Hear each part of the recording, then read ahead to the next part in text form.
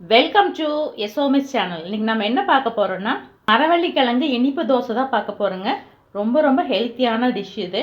குட்டீஸ் எல்லாம் விரும்பி சாப்பிட்ற சுவையில் இருக்கும். இது செய்யறதுக்காக 1 கப் அளவுக்கு மரவள்ளிக்கிழங்கை தோல் நீக்கிட்டு கட் பண்ணி வச்சுருக்கோங்க. இது வந்து ஒரு 1/2 கிலோ அளவு இருக்குங்க. மிக்சியில் போட்டு அரைச்சி எடுத்தோம்னா இந்த சின்ன கப் இருக்குது இல்லைங்களா, அதில் 2 கப் அளவுக்கு நமக்கு விழுது கிடைக்கும்.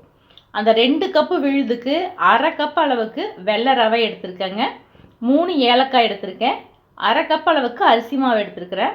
வெல்லம் வந்து இனிப்புக்கு தகுந்த வெல்லம் சேர்த்துக்கலாங்க. வெள்ளத்தோட அளவு பார்த்தீங்கன்னா துருவன வெல்லம் இந்த சின்ன கப்பில் நிறச்சி 1 கப் அளவுக்கு எடுத்திங்கன்னா சரியாக இருக்கும். முதல்ல மரவள்ளிக்கிழங்கையும் ஏலக்காயும் சேர்த்து தண்ணி ஊற்றாமல் நல்லா அரைச்சி எடுத்துக்கலாங்க. பாருங்கள், இந்த மாதிரி அரைச்சி எடுத்துக்கணும்.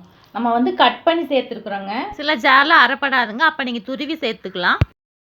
இதில் நம்ம எடுத்து வச்சுருக்கிற ரவையும் அரிசி மாவையும் சேர்த்துக்கலாங்க. இது கூடவே பொடி பண்ண வெல்லத்தையும் சேர்த்துக்கலாம். நம்ம வந்து முதல்ல தண்ணி விடாமல் தான் அரைச்சிருக்கோங்க. இப்போவும் தண்ணி விடாமல் அரைச்சிட்டு தேவைன்னா மட்டும் கொஞ்சம் தண்ணி விட்டுக்கலாம். இப்போ இதை நல்லா நைஸாக அரைச்சிட்டு வந்துடலாங்க. நைஸாக அரைச்சி எடுத்தாச்சு பாருங்கள். இப்போ அது பவுலுக்கு மாற்றிக்கலாம். இப்போ இது இப்படியே ஊற்ற முடியாது. நம்ம இந்த மிக்சி ஜாரை கழுவி அந்த தண்ணி சேர்த்துக்கலாங்க. பாருங்கள், மிக்சி ஜார்லேருந்து இதில் ஊற்றியாச்சு. நமக்கு வந்து மாவு அடமாவு பதத்துக்கு வேணும். அதனால் மிக்சி ஜாரை கழுவி அந்த தண்ணி இதில் ஊற்றிக்கலாங்க. ஊற்றிட்டு இதில் 1 கப் அளவுக்கு தேங்காய் துருவல் சேர்த்துக்கலாங்க.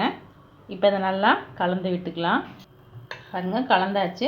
இன்னுமே கொஞ்சம் தண்ணி விட்டுக்கலாம். கலந்து பார்த்துட்டு விட்டுக்கோங்க. அடமாவை பதத்துக்கு இருக்கணும், அவ்வளோதான். இப்போ மாவு ரெடி ஆகிடுச்சுங்க. இப்படி தோசைக்கல் வச்சுக்கலாம். சும்மா லேசாக நெய் தடவிக்கலாம். கல் காஞ்சிச்சு, ஊற்றிக்கலாம். இந்த மாதிரி அளவாக சின்னதாக ஊற்றினா தான் நல்லா இருக்குங்க. ரொம்ப பெருசாக ஊற்ற வேண்டாம். மேலே கொஞ்சமாக நெய் விட்டுக்கலாம். நீங்கள் எண்ணெய் வேணாலும் விட்டுக்கலாம். ஒரு பக்கம் வெந்துருச்சுங்க, திருப்பி போட்டுக்கலாம். ஆனால் சிம்லேயும் மீடியம்லேயும் மாற்றி வச்சிங்கன்னா நல்லா சூப்பரான கலரில் சூப்பரான டேஸ்ட்டில் கிடைக்குங்க. அடிப்பக்கமும் வெந்துருச்சு பாருங்கள், நல்லா வெந்துருச்சு. எடுத்துக்கலாம். அடுத்தது ரெடி ஆகிடுச்சுங்க. பாருங்க, சூப்பராக இருக்குது. இதே மாதிரி மற்ற எல்லாத்தையும் ஊற்றி எடுத்துக்கலாங்க.